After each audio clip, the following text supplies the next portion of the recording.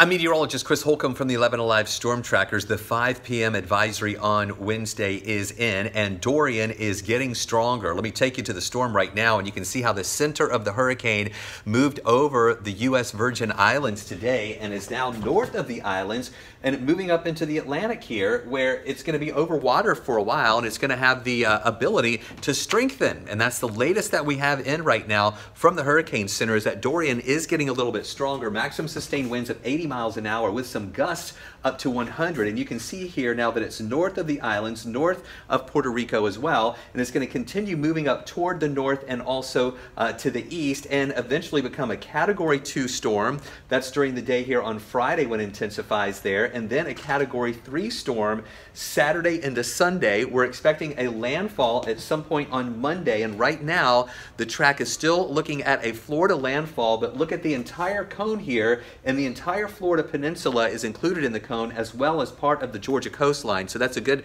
wide margin of error there for the center of the storm to move through.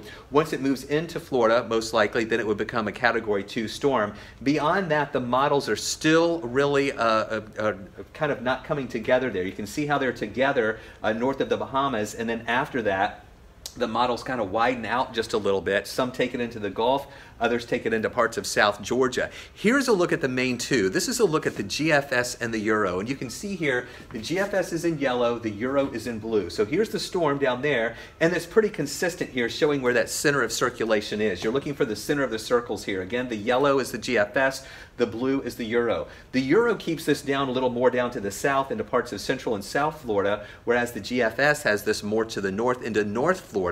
The Euro then takes this into the Gulf of Mexico, really intensifying, while the Euro at the GFS keeps this into South Georgia and kind of falling apart there. So there's still a wide range in the models of what to expect after this makes landfall. And of course, we're watching that very closely here in Georgia, because those different scenarios would be different impacts for us here in our area. So we're going to continue watching this storm and the models, and let you know when these come together a little bit more, so we can talk more about the impacts that we'll see in our area as we head into next week. Right now, we're thinking in North Georgia, really just a few scattered showers Monday through Wednesday, but again, that all depends on the track and intensity of Dorian as it moves closer to our area.